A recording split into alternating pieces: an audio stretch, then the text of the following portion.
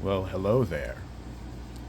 I thought I would go through my 50 most favorite movies of all time so far. These aren't necessarily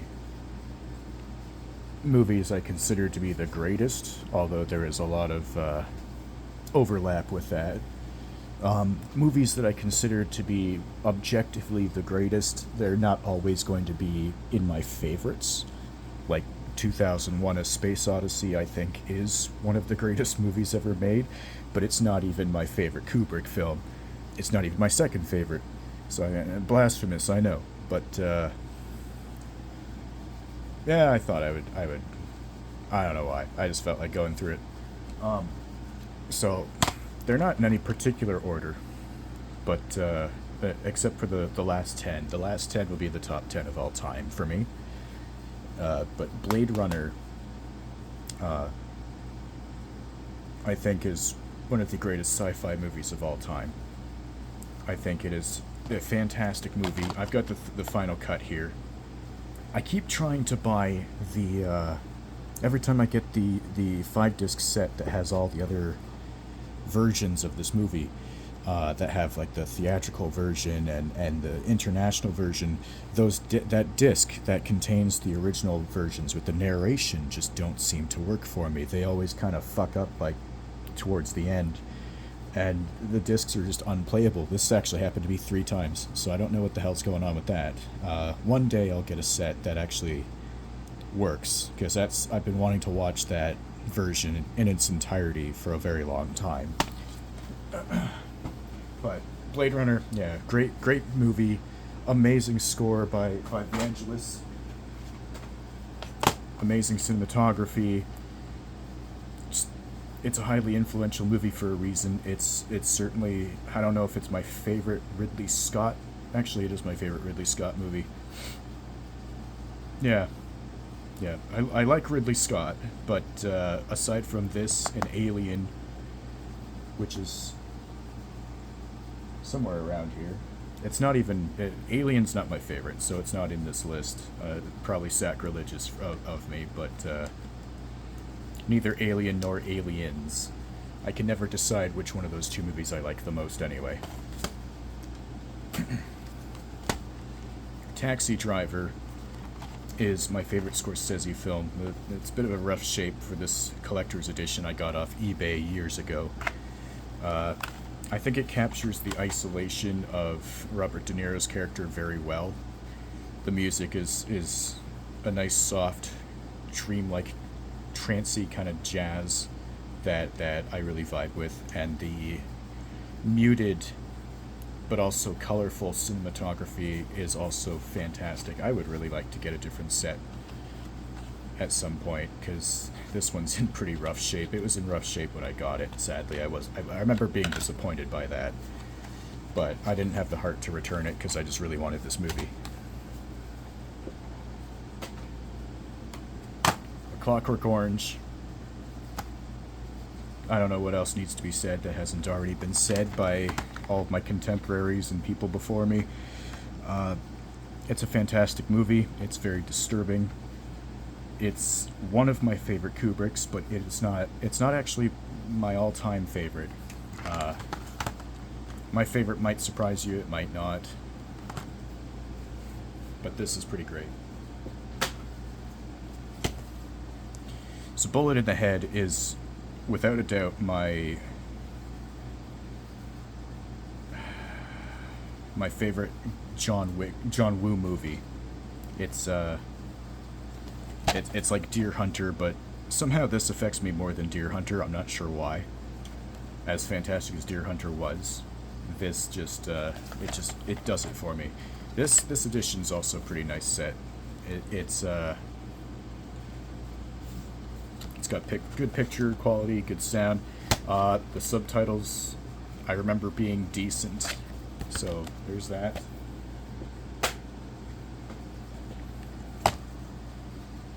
Yes, I'm not going to be very pretentious. Highlander is a very silly movie. The director's cut is even sillier than the theatrical version, but I fucking love it. This movie's actually had a lot of influence on me in my writing, and I cannot get enough of this movie. I think it is one of the greatest movies of all time. It's this and Flash Gordon, which and speaking of which, these two, for me, are the pinnacle of cheesy 80s movies. They both are scored by Queen, more or less, and they have two of the greatest soundtracks of all time. They're both immensely fun. Flash Gordon is a campy masterpiece. It never fails to be hilarious, and they're both just so much fun in a lot of different ways. Videodrome.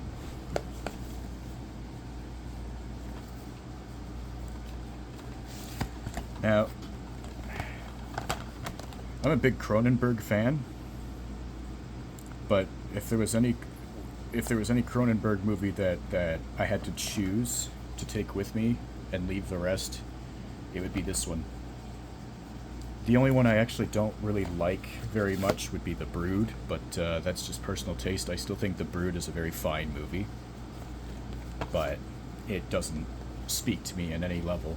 Whereas this, for some reason, I'm always drawn back to this one. It's been influential for me, stylistically and thematically, and just there's so much stuff in this thing that's stuck with me for this whole time.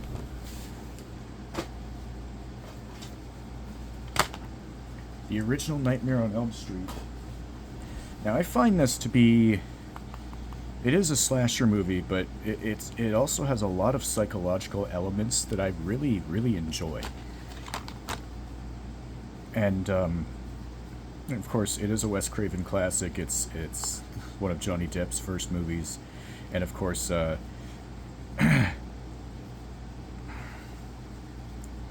everything about it is just fantastic.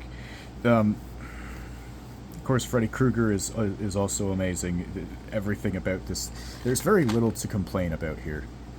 I have no issues. Of all the big three slasher franchises of the time, between Friday the 13th and Halloween, which I also adore, I find that Nightmare on Elm Street as a franchise is also the most consistent. I think there's only two bad movies in that whole franchise, and that would be Freddy's Dead and the remake, which was absolutely appalling.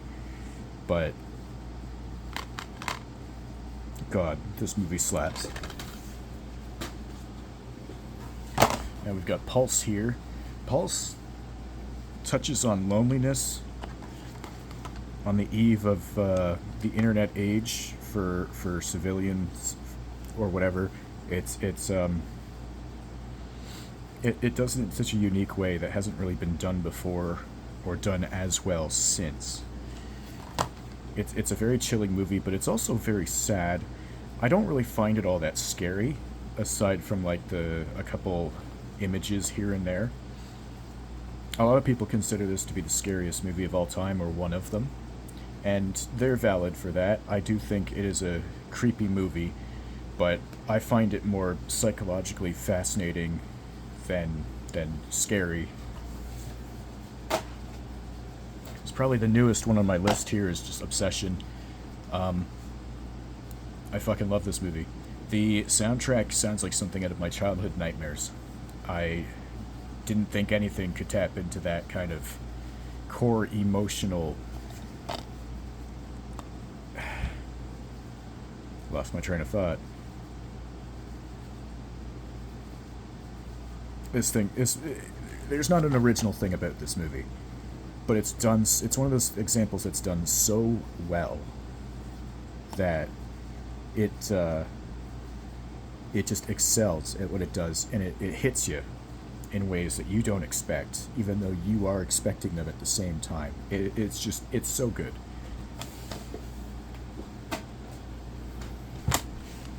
The Big Lebowski is my favorite of the Coen brothers. It's absolutely hilarious. I like the wayward nature of its plot and how there's so much going on at the same time, and it makes sense and also doesn't make sense at the same time. Jeff Bridges is fucking hilarious. Same with with John Turturro and how the fuck did I forget his name? John Goodman. I'm literally looking at the cast and I forgot his name. John Goodman. Just everybody was firing on all cylinders in this movie. It is one of the funniest movies. I'm not a big comedy fan, but whenever I want to sit down and watch something that I know will make me laugh, this is the one I'll go to. If it's not this, it's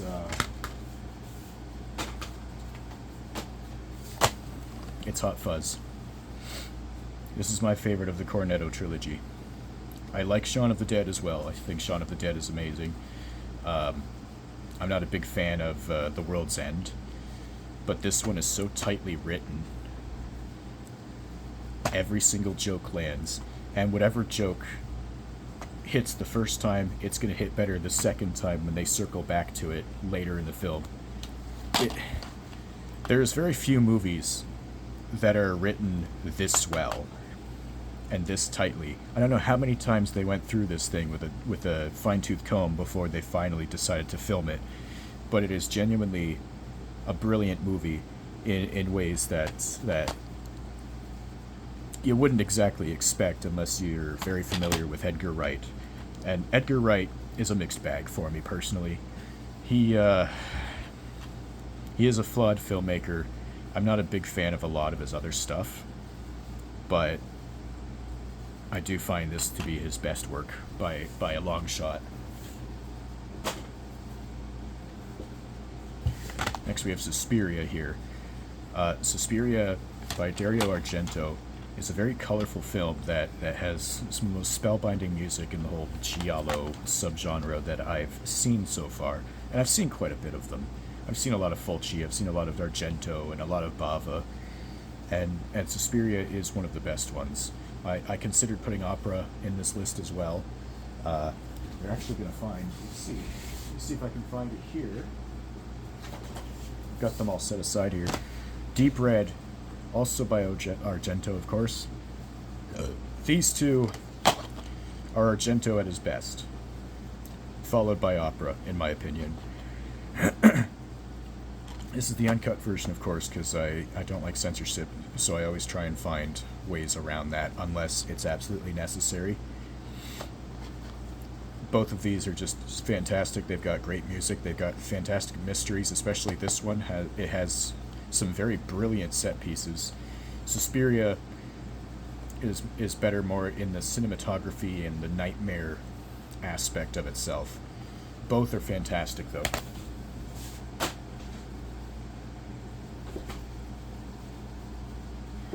Next we've got Princess Mononoke, which is my favorite Studio Ghibli movie of all time. Every Studio Ghibli movie is a masterpiece in its own right. So I mean, this whole list could have just been Ghibli, and that would have been cheating, I think, in a way. It would have been unfair to everything else, I guess. But this is also the only Ghibli movie I own, shockingly enough. But it's the first one I ever got. It's the first one I ever saw, and it's still the one that hits me the hardest.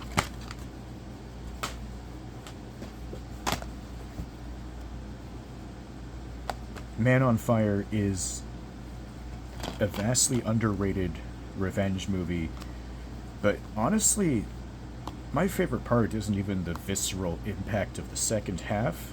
It's the touching emotional core brought on from that first half. This movie goes out of its way to make you feel something for the relationship that forms between these two as time goes on.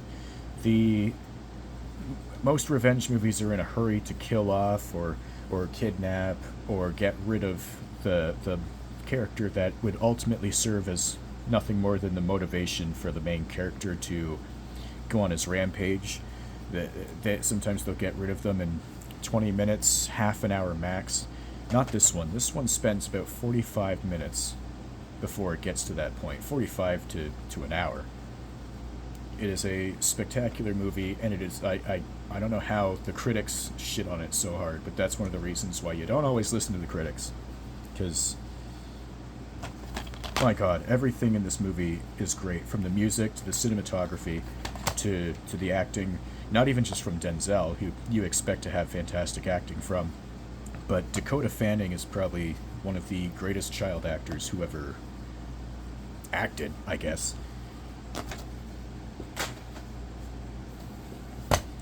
Eraserhead.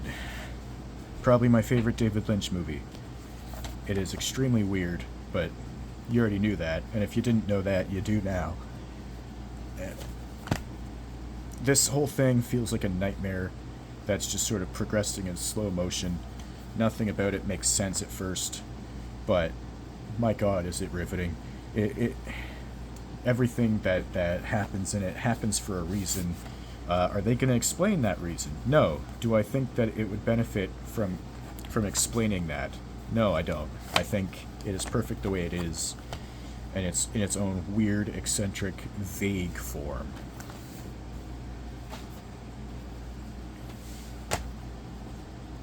Hopefully the events in this movie don't come to pass soon. This is a disturbing 1984 apocalyptic drama about what would happen if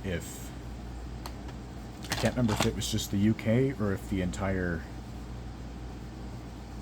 world was engulfed in nuclear fire. But essentially, it's a post-nuclear survival horror kind of thing that it is viscerally realistic in its depiction of the aftermath of a nuclear attack, and it is absolutely incredible in all the wrong ways. I'm going to put these two together. Now, Dirty Harry and Magnum Force.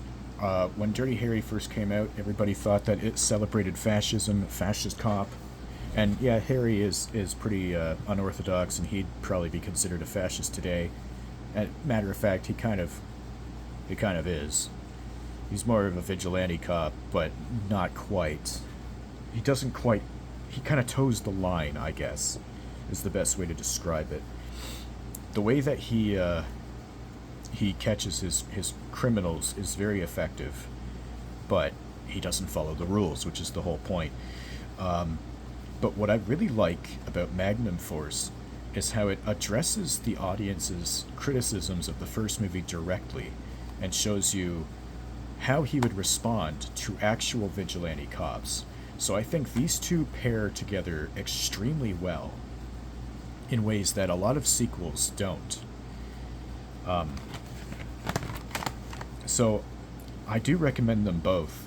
I like the whole series, but it does get weaker after Magnum Force. These two complement each other so well that I couldn't just take one of them out of the list. Next we have Dawn of the Dead. Which version of Dawn of the Dead? I don't fucking know. I guess all of them. It's a brilliant movie in and of itself, so I really couldn't just tell you which version to watch. This has got 3 or 4 versions on it. It's kind of in rough shape there. I was lucky to get this for $10 or $5 at a pawn shop. It even still has the comic booklet in it, which is amazing. This is George A. Romero's brilliant sequel to Night of the Living Dead, which is also a fantastic movie, and it was followed by Day of the Dead, which is also very good and underrated. I'm not going to put all 3 on there, but the original trilogy is well worth watching, and I would even say that Land of the Dead is pretty good. Reanimator. This and Evil Dead 2, which I have down here. Just going to slap them both on here. These are 2 of the greatest horror comedies of all time. Nothing else compares to these 2. These are the cream of the crop. The absolute best. And I've heard I don't even have the superior version of Reanimator, so I'll have to look into that one. But if you're going to watch any horror comedies, you should definitely add these 2 to the list, and also Shaun of the Dead.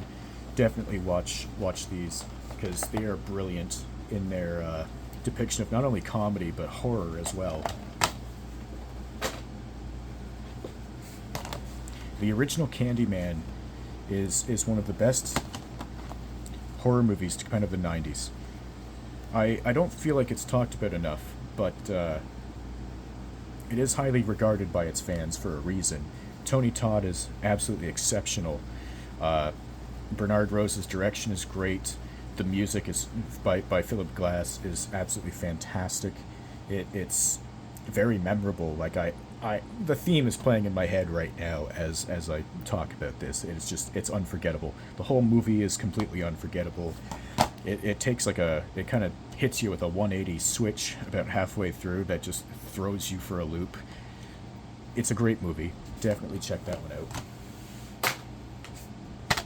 RoboCop, the action classic that is also a political satire. I know Verhoeven didn't think so at first, but then when when his wife changed his mind about it, he was just like, all right, I guess I'll make it. And I think it's one of its finest films. This and Total Recall as well. This is my favorite Schwarzenegger film of all time.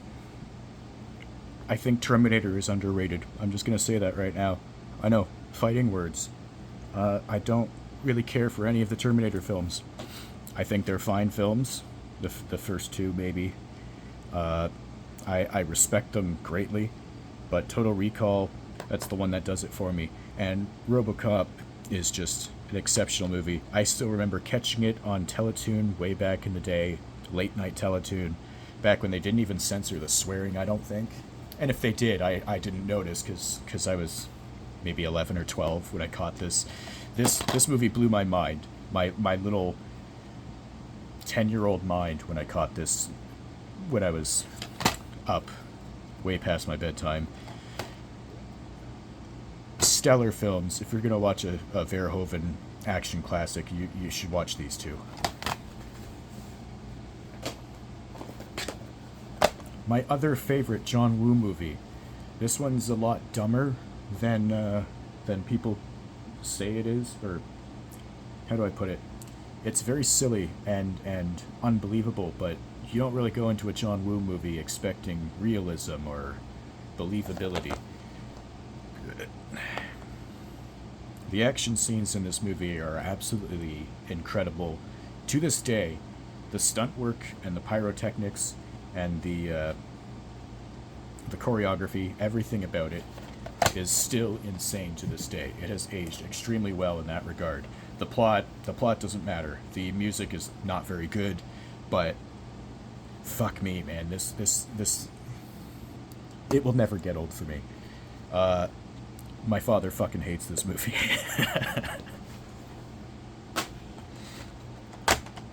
I think this is one of the greatest heist movies of all time. And it's my favorite Michael Mann movie, personally. It is long, but it doesn't feel long. It's one of those movies that uses every single minute very efficiently. It just happens to be a long film, but you barely notice. It's that good. It's a very compelling watch between a cop and a gangster who well, not a gangster, but like a thief, who are very similar in their own ways. They see eye to eye, but they've just made different decisions in life, and unfortunately that has put them in the crosshairs of each other. Fantastic movie all around. Possession. I went through hell to find the original international cut of this movie. My God. This thing is incredible. It doesn't make a whole lot of sense, and yet it kind of does. It's one of those movies that you don't really try to figure out. You can analyze it all you like, but it's more of one of those movies that you just kind of feel. And my God, does it create some feelings for you? Perfect Blue is another anime film. I don't have the DVD or Blu-ray with me right now. I actually lent it to a friend of mine. pretty much the only person I would trust to lend anything out to these days. This is Satoshi Kon's most well-known masterpiece for a reason. I do want to watch his other movies. I've only seen, the only other one I've seen right now is Christ, what's it called? Inception ripped it off. Anybody who knows Satoshi Kon knows what I'm talking about. It might come to me at the end of the video, who knows. But Perfect Blue is a very disturbing and very compelling movie that is well ahead of its time. It has predicted things about the cultural zeitgeist and about God, what's that word? Parasocial relationships that weren't as relevant back then. They were, but they weren't. Nowadays, that problem has accelerated to an insane degree. And Akira, which I also don't have with me right now, I lent it to the same friend. I'll see if I can put a picture right here for it. That is my favorite anime film of all time. And it would be in my top 10. Actually, it is in my top 10, so I'm kind of cheating there, but I'll mention it again. Full Metal Jacket is personally my favorite Kubrick film. It is the first one I ever found and ever saw. I caught it on the History Channel when I was about 12 or 13, and I was never the same since. What a heavy movie to watch at 11 o'clock at night. When you're 13, you have no fucking idea what to expect from this. It made me feel sick in a way when I first saw it. And I was never really able to forget, especially once the end of the first part happened. No spoilers for a 40-year-old film, but anybody who's seen it knows exactly what I'm talking about with the bathroom scene.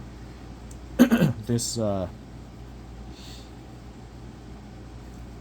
still hits me in a very visceral way, but not quite the same as it did way back when.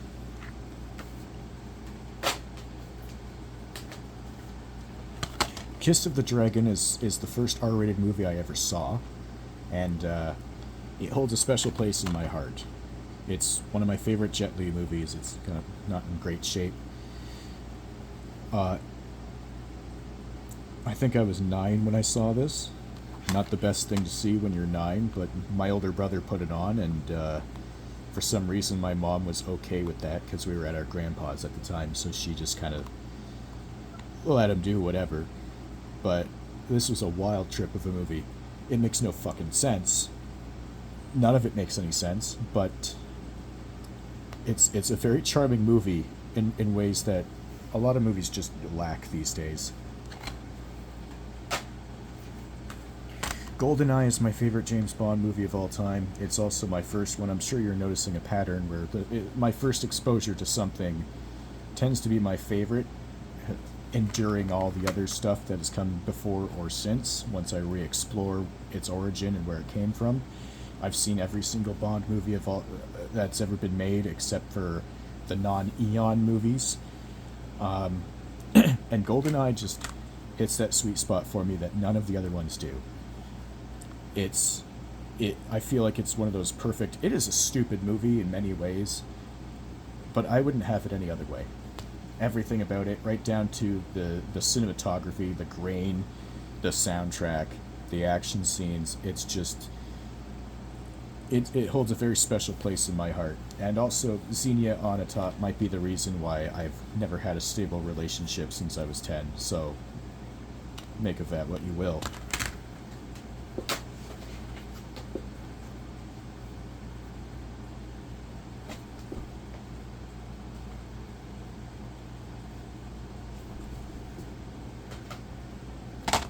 Ichi the Killer. This is an insane movie by an insane man, and I love him for that. It's unapologetically cartoony and very over the top. There's some rough stuff in there that a lot of people did not agree with, and that's understandable. But out of all of Takashi Miike's films, I would say this one is one of his best. It has a lot of psychological themes, and it's a lot smarter than it makes you than you would expect it to be. So between this and 13 Assassins,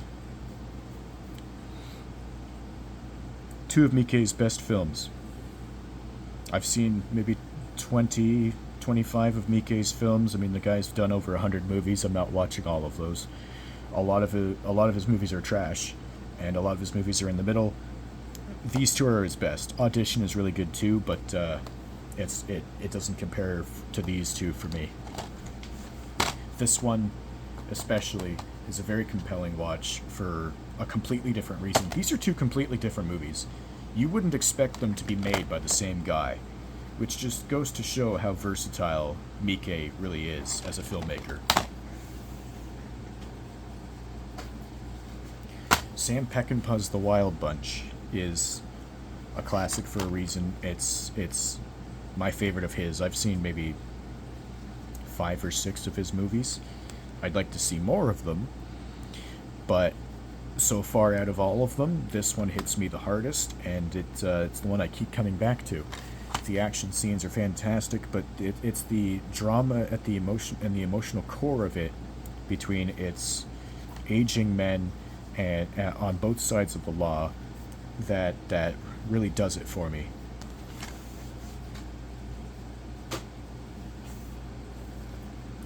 Lady Snowblood. This is a beautiful masterpiece. And yeah, it's more known for the fact that it inspired Kill Bill, and I like Kill Bill well enough, but Kill Bill does not compare to Lady Snowblood, the original film. Love Song of Vengeance is pretty good too, but it's nowhere near as good as that original film. This is a masterpiece. If you're going to watch any revenge movie, start with Lady Snowblood.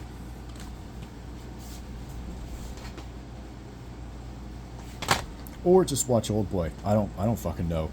The entire Vengeance trilogy is very good. It is brilliant filmmaking throughout all three of them. Park Chan-wook is a fantastic filmmaker. And yeah, Old Boy is the most famous one of the three. But it's the most famous for a reason, I feel. It's I don't really care about the whole Quentin Tarantino seal of approval. I think Tarantino as a man is repugnant. Most of his movies are pretty good, but whatever. I get kind of annoyed when people consider him to be the authority on Asian films for a while, back in the 2000s and 2010s. They would put his name on every box of every movie that he had really nothing to do with. But I think it stands on its own perfectly fine. It is a fantastic, brilliant piece of dramatic filmmaking. There's so many twists and turns in here that kind of turn your stomach a little bit. And out of all the, like I said, it's a top tier revenge movie, so either Lady Snowblood or this, or hell, go with both. Go with both and Man on Fire.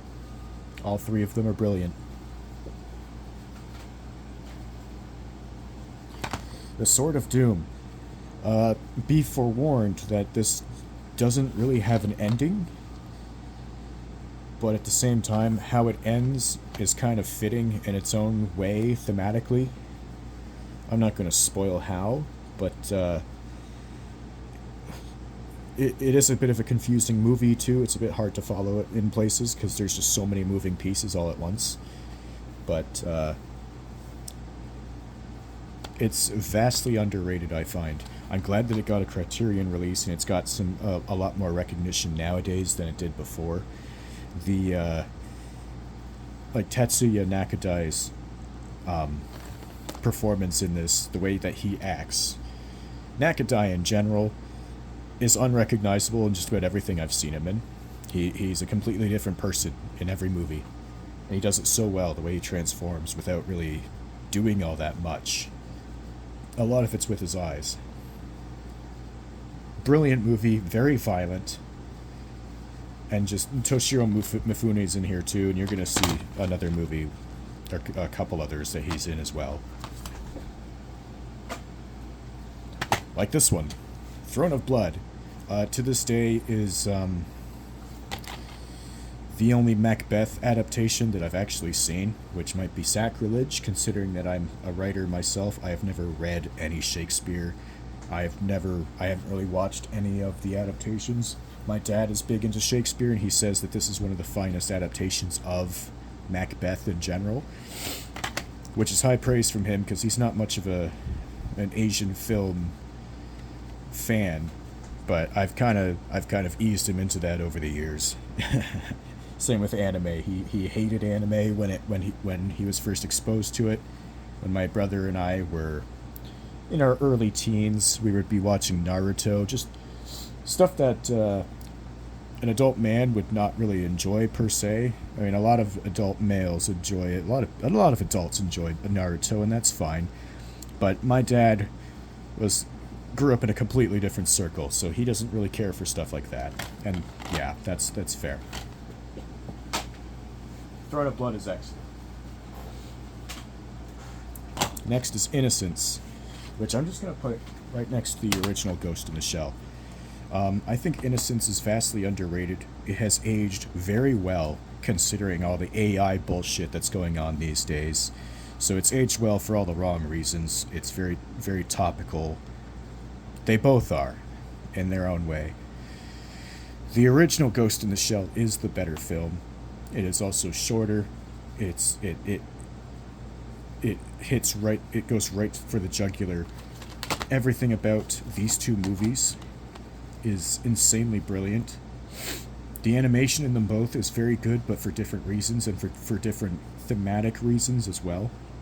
The 3D I find is kind of jarring in Innocence at first, but it makes sense given what it's about.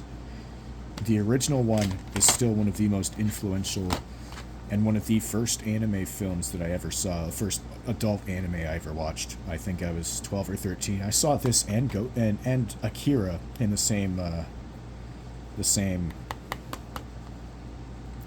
day. What a wild ride that was.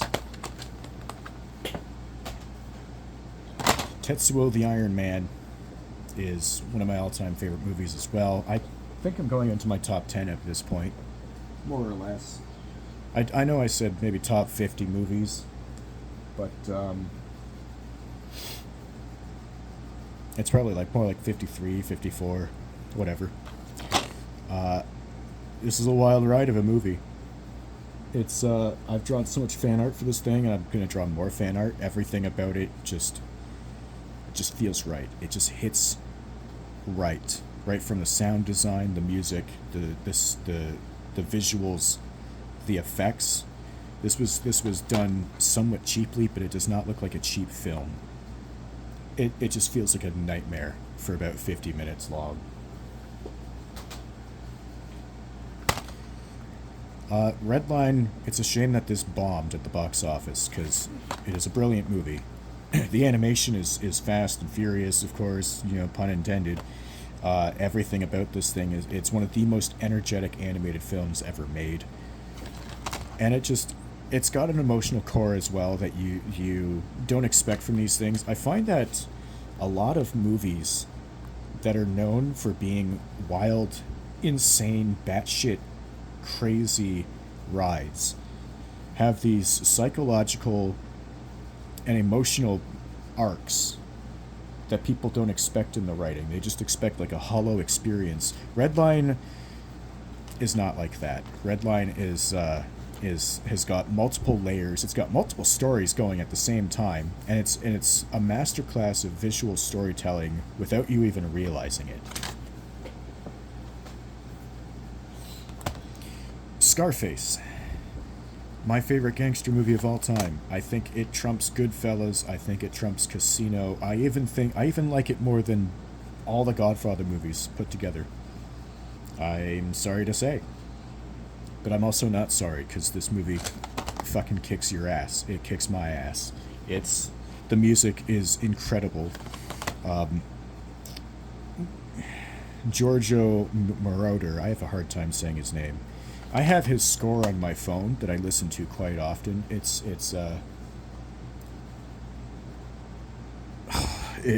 memorable and just, God, I kind of lost track of thought there. I was just thinking about all the ways that I could explain how good it is. This movie is a pretty standard rise and fall kind of narrative that you'd expect of a long gangster movie that's 3 hours. But yeah, no, this is one of Al Pacino's finest performances. It is a campy movie, but it's a brilliant movie at the same time. It hits so well. This is another one of those movies that has a reputation that kind of betrays it, where you don't expect the amount of emotional depth that went into it when you watch it. But it is there, and it is a gut punch of a movie. John Carpenter's The Thing is my favorite John Carpenter movie and my favorite horror movie of all time. The effects in this by Rob Bottin are so fucking good. Kurt Russell's character is one of my favorites in horror history. He's a very competent guy. He's not over the top. He's just a dude who just happens to be caught in this crazy situation. Ennio Morricone's music is a masterclass of atmospheric synthesizers. It's one of those movies that really didn't deserve the hate that it got when it came out, but unfortunately it competed with E.T., and as far as I know, one of the general rules with Hollywood is you don't fuck with Spielberg, even if you've made the better movie. The Matrix, the original Matrix, I think is... I like all the Matrix movies, except the fourth one. We don't talk about the fourth one. Even the Animatrix is a really good movie. It's a very good compilation piece. The original Matrix, though, the two sequels are pretty redundant, but the original is one of the tightest written movies ever made, I think. This and Hot Fuzz have two of the best scripts that I've ever read. It's just so well thought out, and so sure of itself, and so confident. You can feel the confidence in every single frame, every line. Yeah, it's kind of a cliched movie, but for what it's going for, it works. It works perfectly. It's the right amount of action. It's got perfect pacing. It gives you just enough information that you need to stay intrigued without over-explaining itself, which a lot of big things tend to make that mistake. And of course, the music is great. The action scenes are iconic for a reason. It's just, God, amazing movie. I'm a big cyberpunk fan, so I mean, this is one of the key icons in that whole subgenre. Now, like I said, I am cheating a little bit where I said top 50, but I've definitely gone past 50. But these are my favorite Kurosawa films ever made. I'm putting them at a tie. I don't care. Kurosawa is a brilliant filmmaker. Everything I've seen from him is top tier. Even his worst movie that I've seen so far, I've seen maybe 11 or 12 of his movies. They're all great. But these two, Yojimbo and High and Low, are his best ones, in my opinion. Seven Samurai is really good, and a lot of people consider that one his best, and that's certainly respectable. I can get on board with that. I love that movie too. But from a personal standpoint, I kind of like the Western influence that this one had, and of course, Fistful of Dollars ripped this one off, and I also love Fistful of Dollars. But out of the two versions of that story, Yojimbo is the superior one, and High and Low is different in the sense that half of it is set in a single room. So it's one of those movies that relies solely on the dramatic performances of its cast, and I am happy to say that its cast is brilliant. They both star Toshiro Mifune, who is probably one of my favorite actors at this point, along with Nakadai.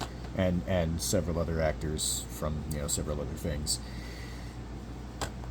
This is a very intense movie in ways that you probably would expect, but it's so well done that you are riveted for every. It's a long movie too, so you are riveted for the whole 2.5 hours that this goes on.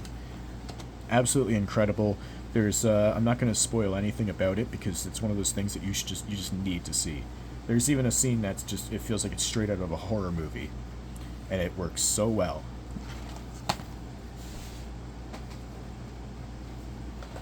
Speaking of Fistful of Dollars, while I love the entire Man with No Name trilogy, I think The Good, the Bad, the Ugly, the last one in the series, is the best one. It is the longest one, and it's the most assured and the most confident one. The music, I think, is the best out of all three movies, also done by Morricone. It's a non-stop thrill ride. Even when it slows down, there's something important happening, and you are engaged with it the entire time. I think it's one of the most brilliant adventure films ever made. It's like the Lawrence of Arabia of Westerns in its own way, but a bit more cartoonish. Lawrence of Arabia is not on this list, but I do consider that to be one of the best movies of all time, so shout out respectfully to Lawrence of Arabia. Fantastic movie. Pulp Fiction. Like I said, I've got a lot of baggage when it comes to Tarantino. I think the guy's a fucking prick. I have no problem saying that. If I saw him, I would gladly punch him in the fucking face. There's a lot of shit that he has said over the years, a lot of people that he's picked on for no reason, and his defense of Roman Polanski does not sit with me at all. Does not sit well with me. That clip actually resurfaced about 2 days before I was going to go see The Whole Bloody Affair in Peterborough, and that clip changed my mind. I did not want to give that man any more of my money. So if I ever do get The Whole Bloody Affair, it's going to be through a third party that he probably won't profit from, because that shit I just think is awful. When it comes to his writing and filmmaking, though, the man is a genius in his own way. He's a thief, but he's a very competent thief. And Pulp Fiction, I think, works the best. And he wasn't the only one who worked on this either. We got to give credit to Tex Avery, who was responsible for, I think, about 45, about 50%, 60% even of this movie, just in the writing alone. Every single performance in this movie is top-notch. The music, the way that Tarantino uses music has always been great, before this and since. And the stories, I hated this movie the first time I saw it, but the more I watched it and the more I thought about it, the more I loved it, and now it's in my top 10 of all time. So, yeah. That's my complicated relationship with Pulp Fiction. Love the movie. I've quoted it many times. Of course, I went through that really obnoxious phase where I just thought I was like top shit movie critic type at like 14, 15, 16, 17 years old. Or, I've seen Pulp Fiction now. I've seen like the best that movies have to offer. I really didn't. Pulp Fiction is still like a very kind of a childish movie, but it is still a brilliant and very well done movie, so I've got to give it credit where it's due. Tarantino and Tex Avery were firing on all cylinders with this one. Yeah, as much as I don't like Tarantino as a man, Tarantino as a filmmaker, for the most part, is very compelling. And even when he's being a cartoon, when he's written cartoon stuff, it usually works. So I'll give him that. He's a talented man. I just wish he was a better man. So, my favorite movie of all time, I have an equally complicated relationship with. There was Akira as well. I'm going to throw that in here real quick. Akira I watched in the same day as Ghost in the Shell. That movie also made me feel physically ill the first time I saw it, just because of how realistically the gore in that movie was rendered. But the sound design, the story, the themes, the animation, oh, the music, everything about Akira is perfect. It is a perfect movie. I can't get enough of it. So, Akira, I think is the greatest anime film of all time. Katsuhiro Otomo absolutely made a top-notch film there. It is his best movie. He made one of the best movies in that whole industry to this day, and he has aged brilliantly. So, yeah, that's my last little thing about Akira. But now my top favorite movie of all time, Apocalypse Now. Now I say complicated because Francis Ford Coppola is also a piece of shit. For a number of reasons, I find him kind of repugnant in similar but also different ways to Tarantino, especially with the way he treated the victim of Victor Salva, and how he defended Salva in general.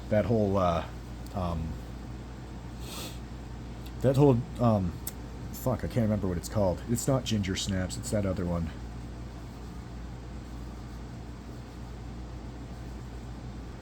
Jeepers Creepers, that's it. So, I don't even own the Jeepers Creepers movies for that reason. Just, Victor Salva's a monster. I'm not going to get too far into it, but the fact that Coppola went out of his way to defend Salva and, well, protect Salva and destroy the career and the life of the person and his family that Salva victimized is just appalling to me. I despise pedophiles and rapists, so for Coppola to go out of his way to protect someone like that just boils my blood. That being said, like I don't even like dismissing it. But Apocalypse Now gives me a very visceral reaction that nothing else gives me. It is a very powerful movie. It introduces a lot of themes that it does not give you straight answers for. It leaves a lot to your own thought process and it trusts you to figure it out on your own. This is where a lot of brilliant set pieces that have been referenced a million times and everything else have come from. And the action in this movie is spectacular. The music is great. There's actually 2 scores. There's another one by David Shire that was unused, and that was actually released a little while ago. If you haven't heard it, I would suggest tracking it down because it's a very interesting score in itself.